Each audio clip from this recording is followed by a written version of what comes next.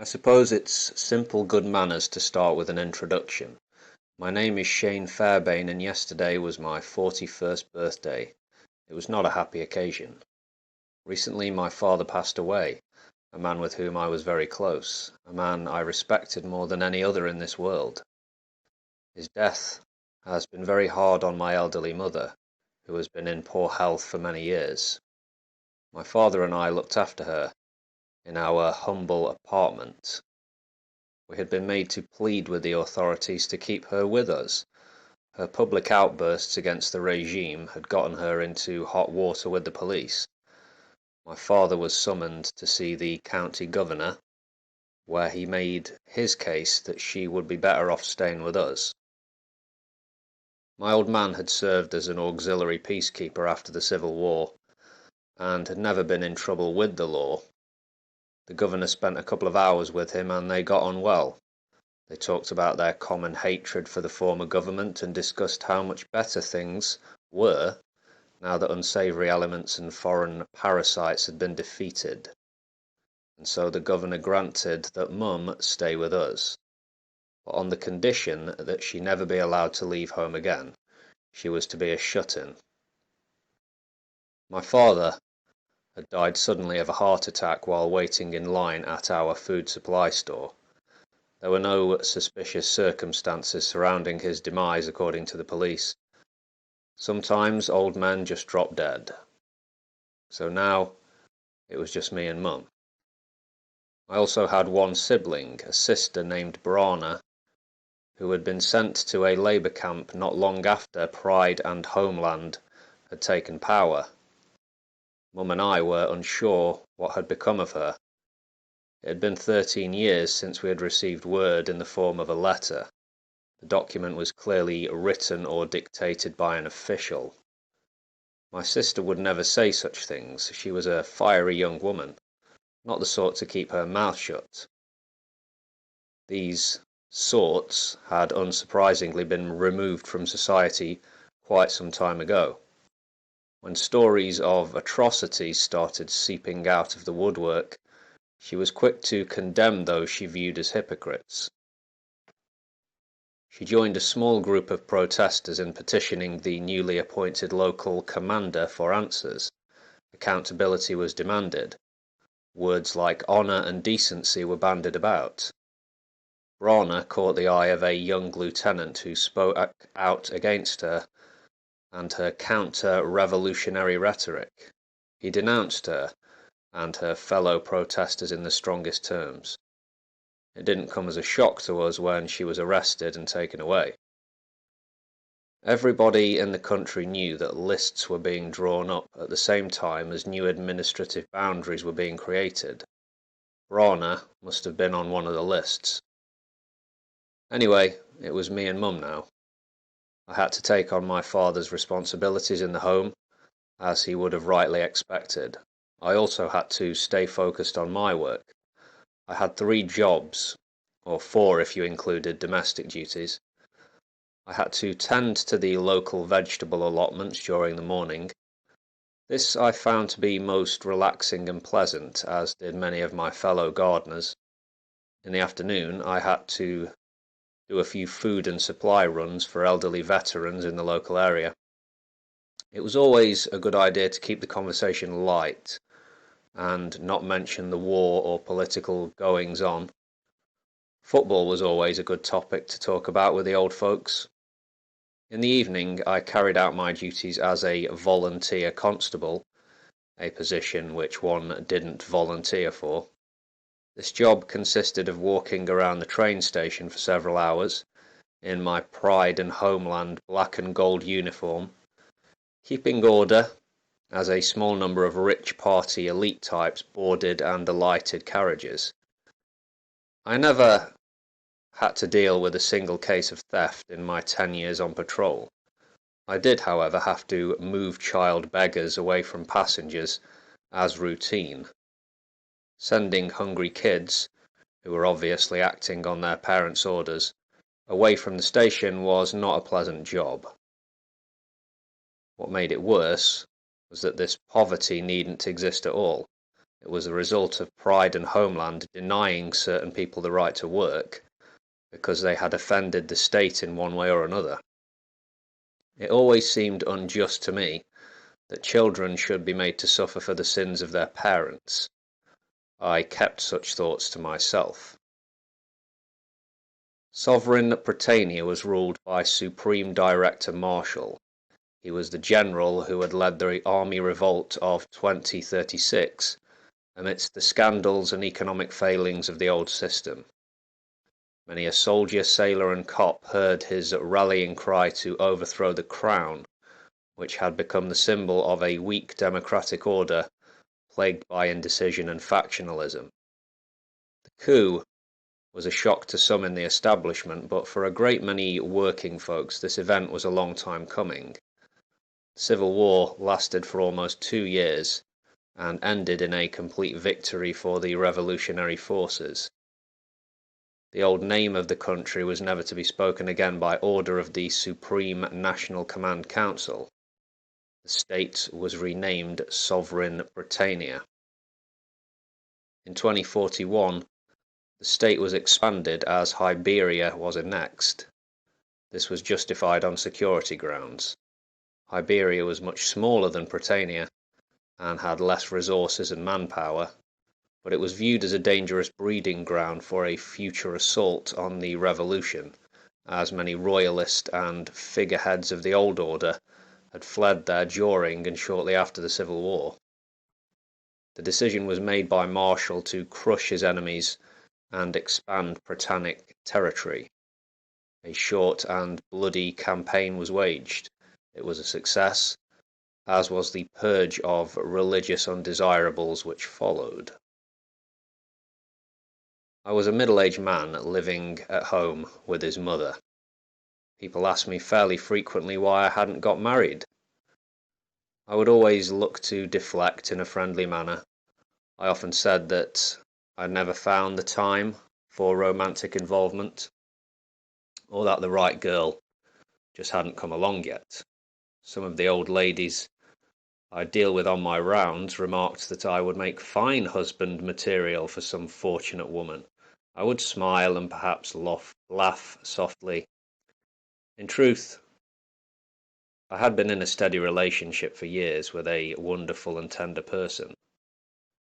Mother and one other person were the only ones who knew of this affair. At least that's what I assumed. Married relations were encouraged, of course. Having children within the holy institution of marriage was what healthy men and women did. Sex was for producing offspring which would later serve the state as mothers, soldiers, workers. Certain kinds of love were not acceptable in Pretania. Degenerates were a threat to the fabric of society, especially the family unit. My preference was regarded as an illness of sorts, but I never felt any shame. I loved Tom as I could no other. I would never make any apologies for this. Mum didn't approve, really, but this was largely due to her worrying about what they would do to us should we be discovered. Persecution tended to come in waves, and they tended to happen for the most part in the big cities. Our town was fairly small and of no real significance. Since the early days of the lists, not many people had been taken away from our area by the police. Occasionally, though, you would hear of a nighttime raid. A notice would be put on the door of the person or persons who had been taken from the residence in question. It read, "Enemies of Pretania have been removed from this abode. Entry restrictions in force." When this happened, people in my circles would stay quiet as a rule, but you would hear the odd speculation or comment. It never took too long for a new family to move in. Most folks had what was referred to as a SUP, which was short for supply card. This was what you needed to take to the store in order to get food, clothes, or other goods.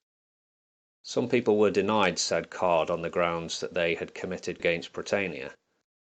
Such people had to rely on the charity of the state through its official church, which was kept busy dealing with the needs of this underclass, although they were not called an underclass by the government.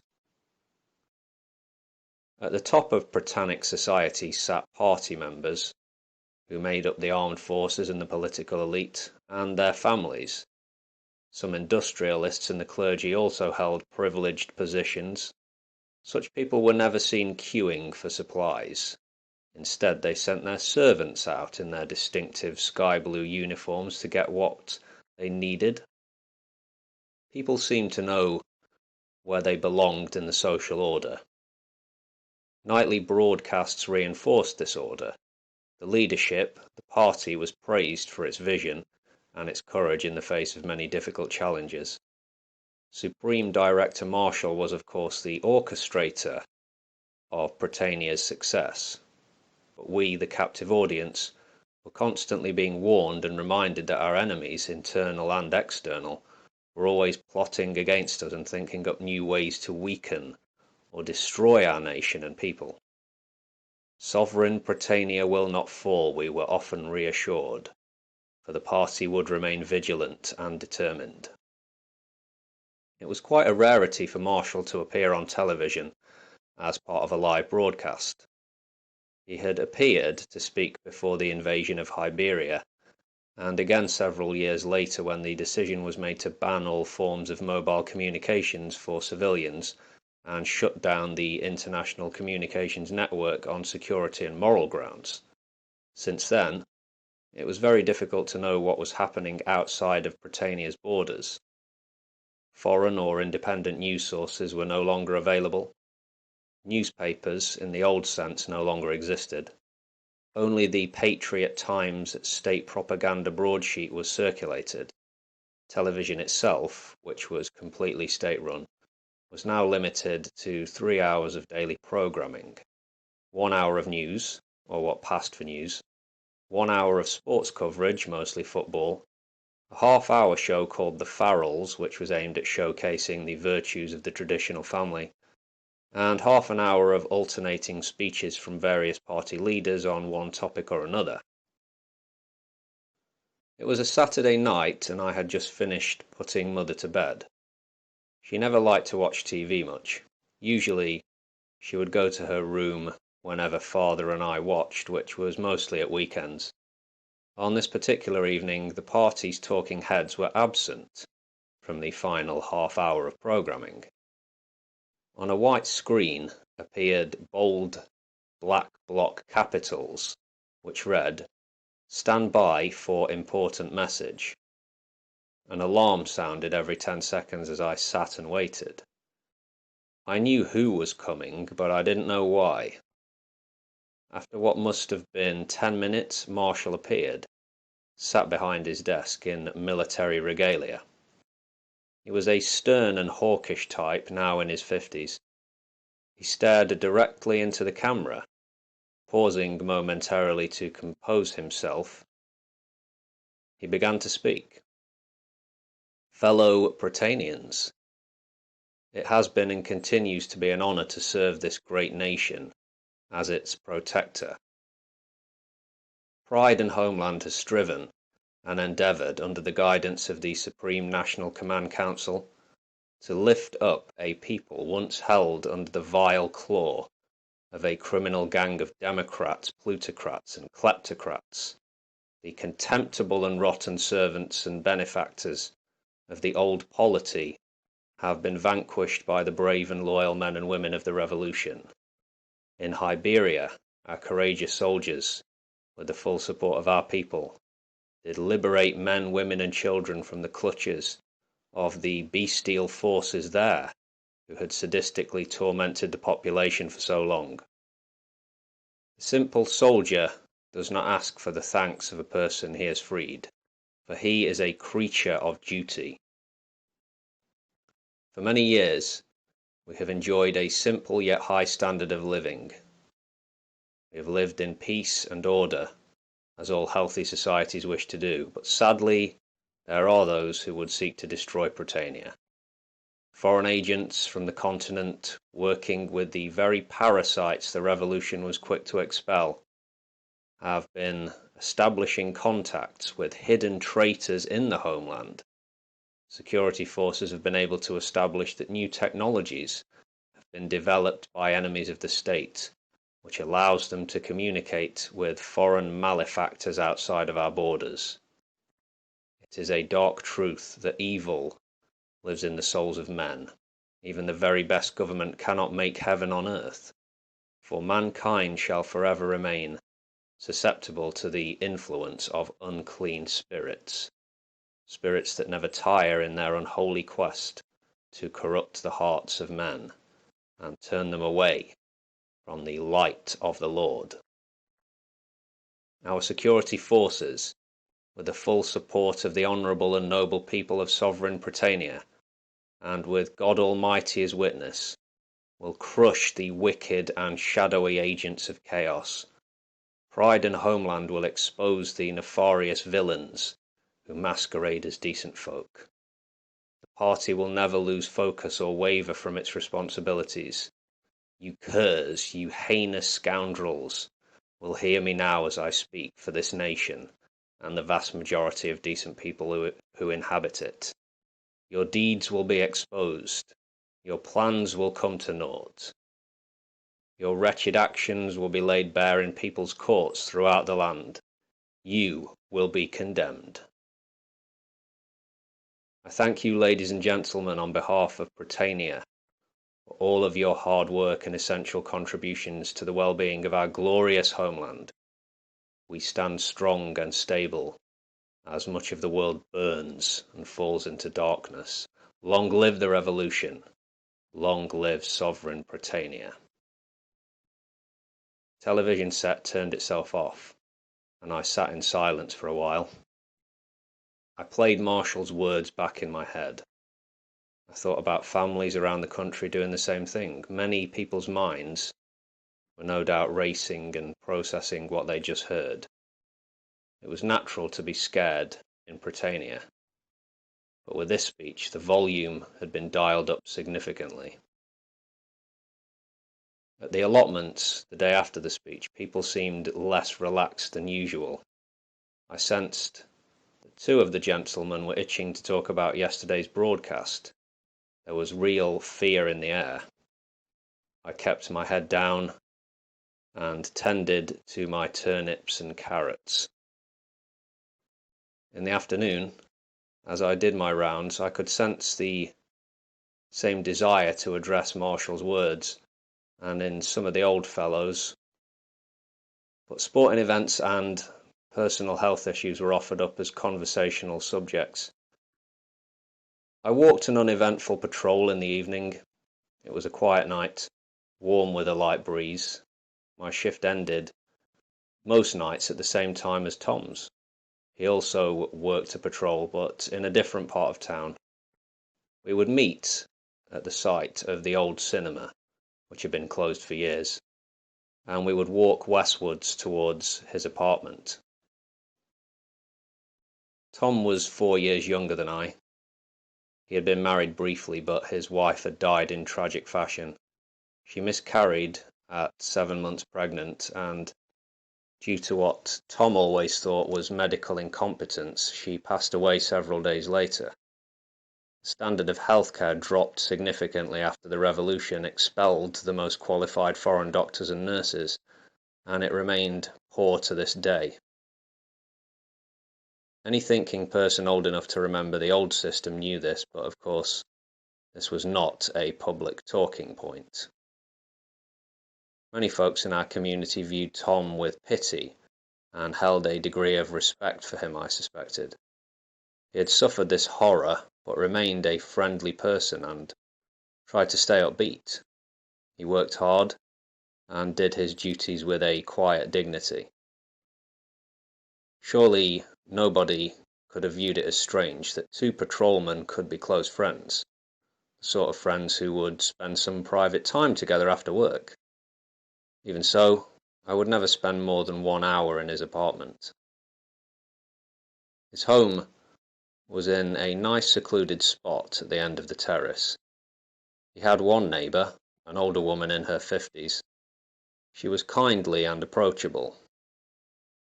She was not the judgmental sort. She had become close friends with Tom, and knew of our relationship. Her name was Hilda.